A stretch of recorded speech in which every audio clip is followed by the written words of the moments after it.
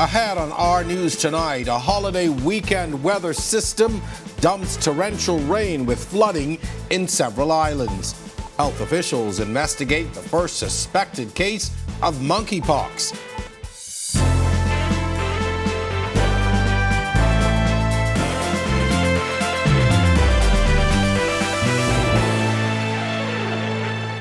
Welcome to our news. I'm Jerome Sawyer. Thank you so much for joining us.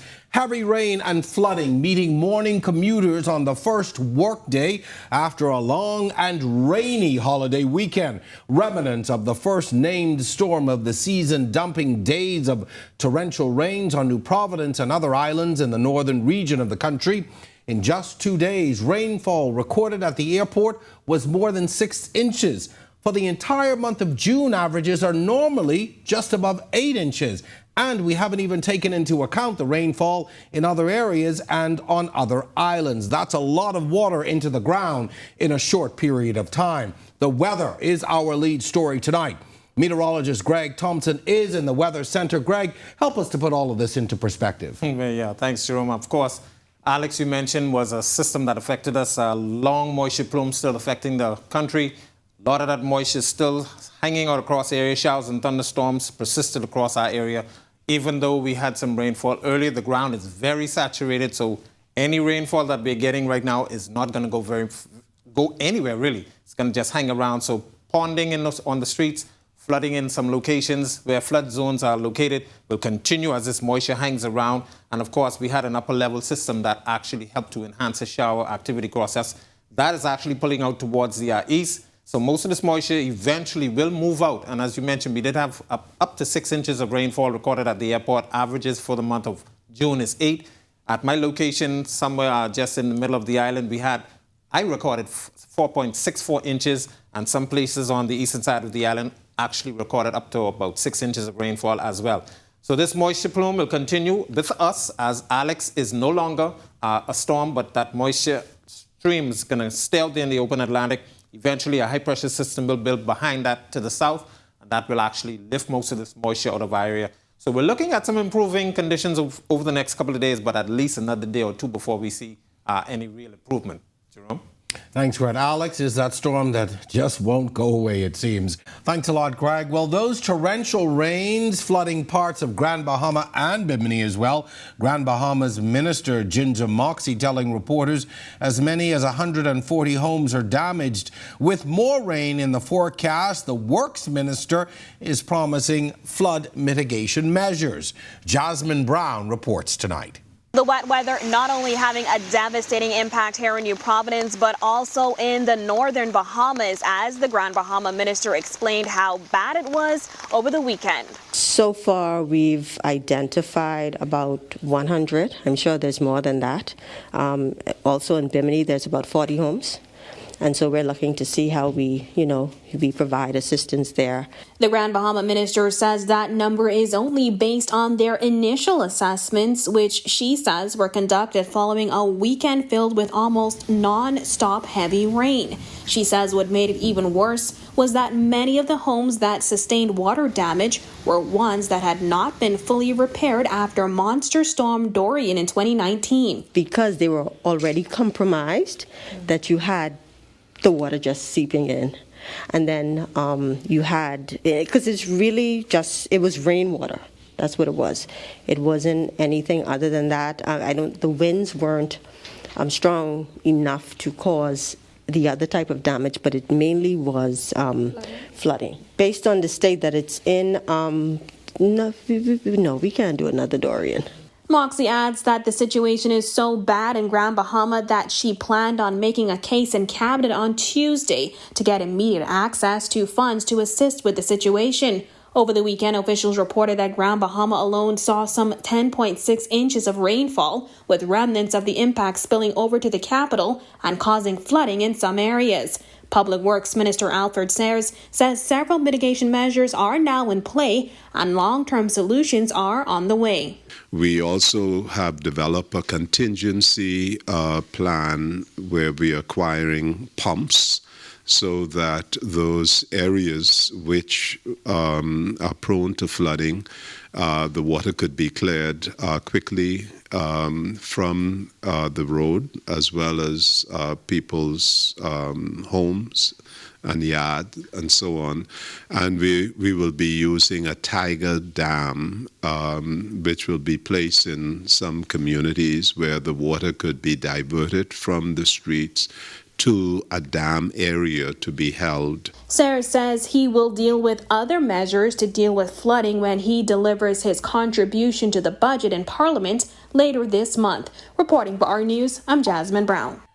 Well, the body of that Long Island crash victim has been transferred to the capital, a charter flight coming in sometime this afternoon.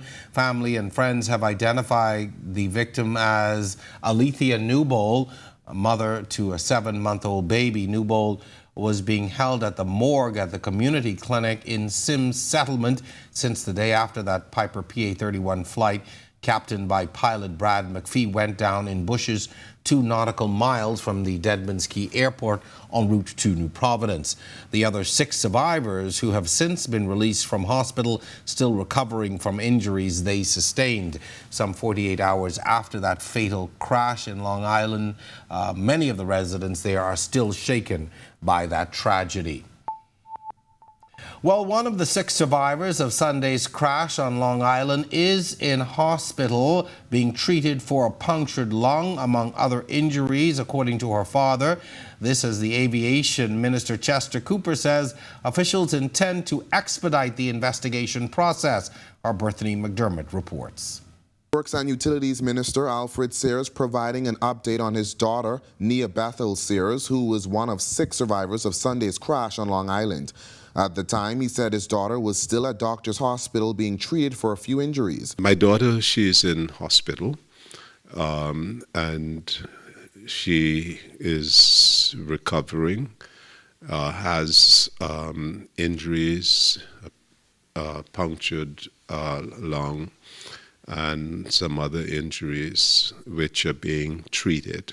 While 6 passengers walked away from the crash, 22-year-old Alethea Newbold, a mother, did not. According to officials, the crash happened shortly after 9 a.m. with an immediate emergency response. Sayers says he and his wife spent hours with her in hospital on Monday, adding that he and his family are grateful to simply be with her. We're just all so grateful to be able to hug her and just share experiences with her. The survivors of the crash were given preliminary medical assessments on Long Island and were transported to New Providence, where anxious relatives were waiting.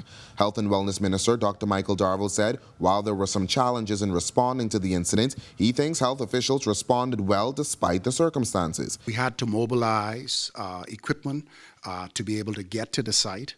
On arrival to the site, we were able to have helicopter support that came from Inagua, if I'm not mistaken, and also the U.S. Coast Guard. It was a coordinated effort.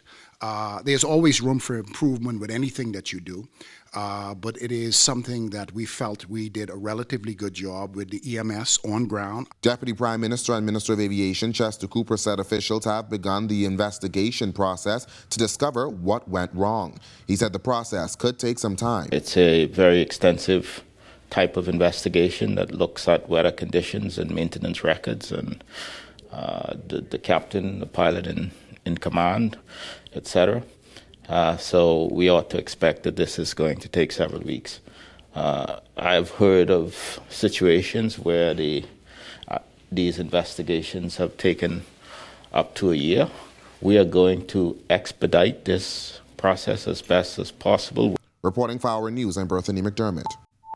One of the other survivors, Leanka Rigby, releasing a statement today saying she's immensely grateful for life after the traumatizing ordeal and considers herself blessed to have walked away with only severe bruising and slight immobility. Her statement goes on to say she's resting and looking forward to full physical recovery shortly. She also expressed condolences to the family of 22-year-old Alethea Newbold, who died in that crash. Rigby says both herself and the pilot administered CPR on her, hoping the authorities would arrive in time to try and preserve her life. She expressed gratitude, though, to the residents of Long Island for their resilience while putting their own lives at risk to locate and to save them. Well, ahead tonight on our news, a suspected case of monkeypox and families of those who mysteriously perished at the Sandals Resort in receipt of official autopsies. That's coming up when our news returns.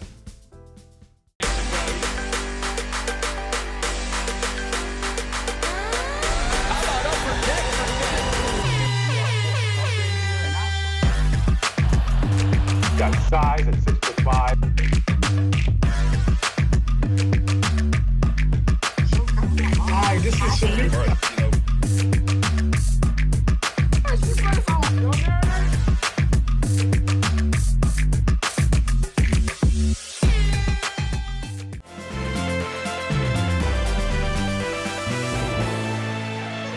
One suspected case of monkeypox in the Bahamas. The Minister of Health and Wellness, Dr. Michael Darville, confirming the information at Cabinet this morning. Dr. Darville says the patient is a foreigner in his 40s who arrived in the Bahamas several days ago on a British Airways flight.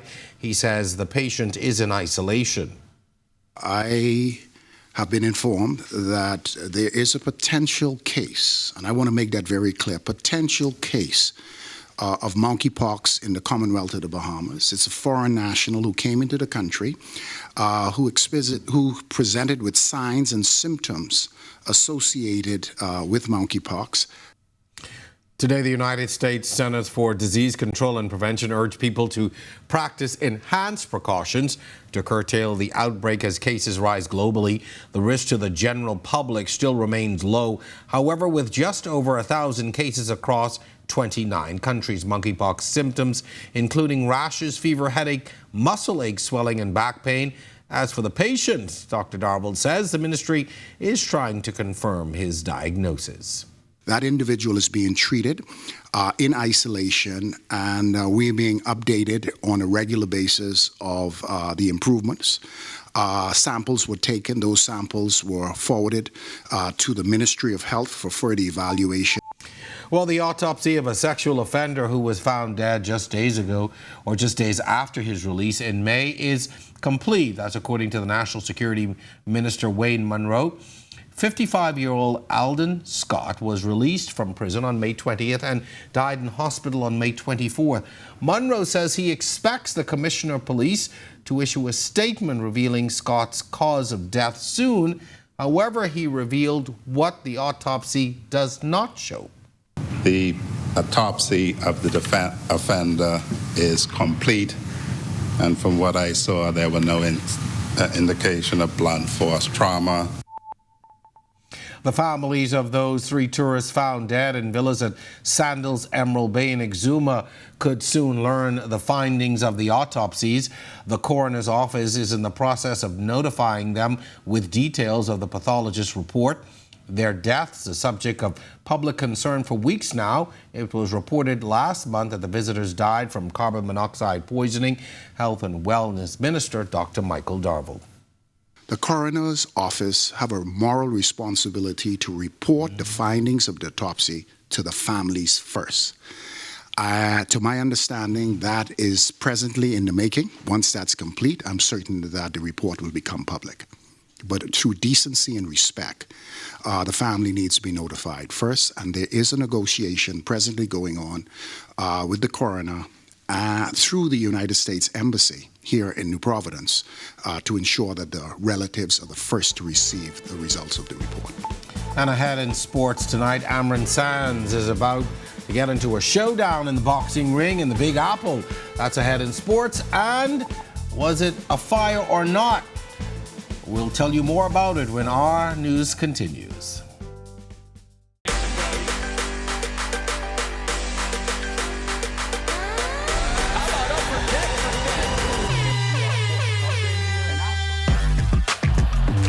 Got size at 6'5".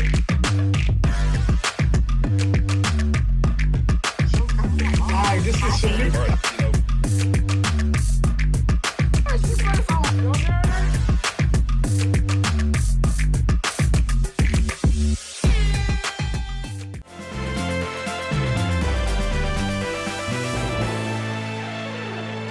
Welcome back to our news. A warning from the outgoing executive director of the Bahamas National Trust. As we enter the hurricane season, executive director Eric Carey is warning of the impact hurricanes will have if we continue with deforestation. His comments come as hundreds of acres of pine forest in the Carmichael area were cleared last year. If we convert wetlands, low-lying areas into housing areas, when the rains come with the storms, the water is going to flow somewhere. If it used to flow into the mangrove, but you build your house there, the water is going to flow into your living room. So protect the forests, protect the mangroves.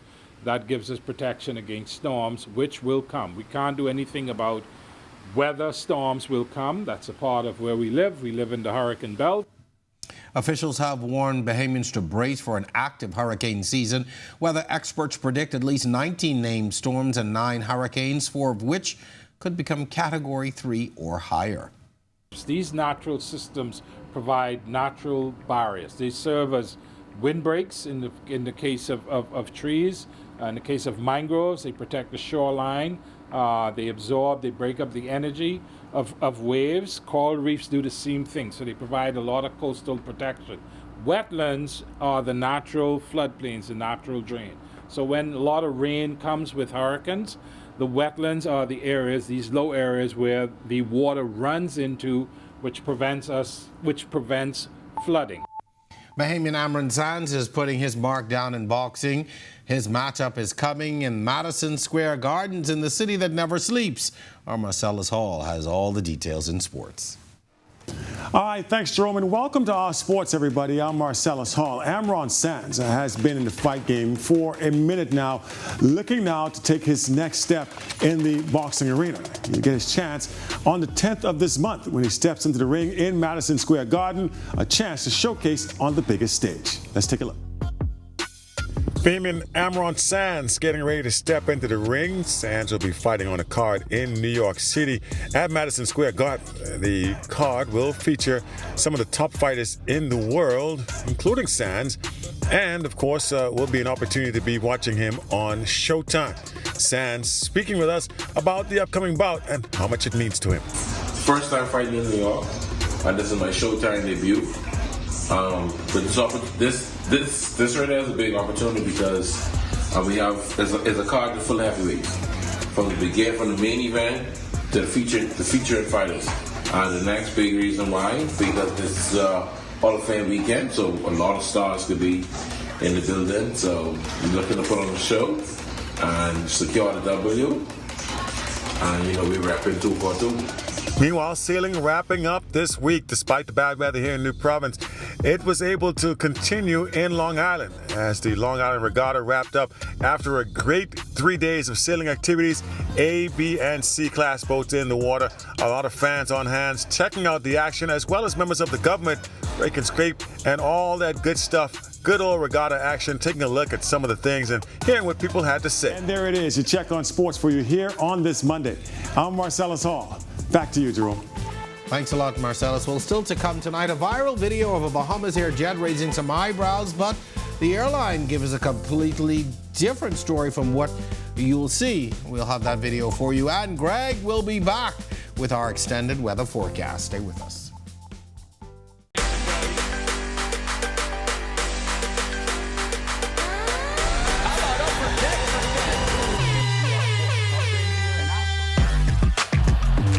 Got size at 6'5".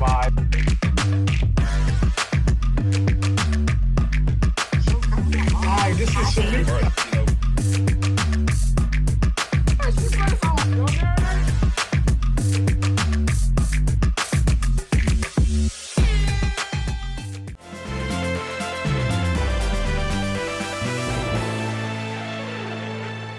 And we are back. It's time now for our extended weather forecast. Greg is back in the Weather Center with a look at conditions for the week remaining. Greg? Thanks again, Jerome, and welcome back, everybody, for our second look at weather. On our radar, a lot of showers and thunderstorms to the west of Andros and across South Florida affecting those portions. That moisture stream will continue to move across our area. Later on tonight, most of these thunderstorms and shower activity should hold up and affect the Andros and northwest Bahamas eventually later on tonight and into tomorrow. With the bulk of the moisture that we had earlier today across the central Bahamas has now shifted out towards the east. So we could see some more flooding as this system continues to remain in place. Why is this happening? We have that moisture plume still attached to what's left of Alex out there in the open Atlantic.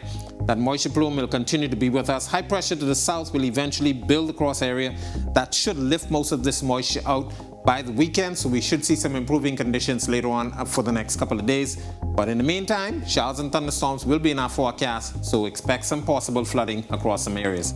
Boating forecast for the northwest and central Bahamas tonight through tomorrow. Your winds will be out of the south to southwest at 10 to 15 knots. Seas running 2 to 4 feet over the ocean. Your high tide will be at 8:33 tonight. For the southeast Bahamas, caution flag for you guys down there. Southeast to south winds at 15 to 20 knots. Your seas will be running 4 to 6 feet over open waters. Here's a look now at your national forecast.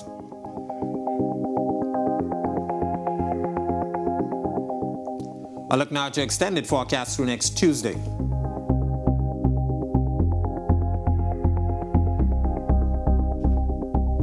More showers expected in the forecast over the next 24 to 48 hours before things start to clear out. Make sure you have a good evening.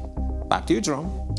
Thank you very much, Greg. Make sure keep your umbrellas and raincoats for the next few days. Well, finally tonight, a viral video of a Bahamas Air jet appearing to be on fire as it landed was no more than lights reflecting off the water on the runway. And there it is. Imagine all of the stir it caused as it made the rounds on social media. Director of Aviation Kenneth Romer first confirming to our news there was no fire. Shortly afterwards, Bahamas Air's managing director Tracy Cooper said in a statement the airline is aware of the circulating video and denying that the aircraft had any issues, explaining that the video clip simply captured a normal landing in rainy conditions with the plane's landing lights reflecting on the aircraft. But wow, imagine the stir that caused as it made the rounds. Just all an illusion.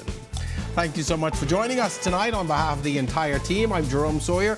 We'll see you right back here tomorrow night. Until then, you have yourself a wonderful evening.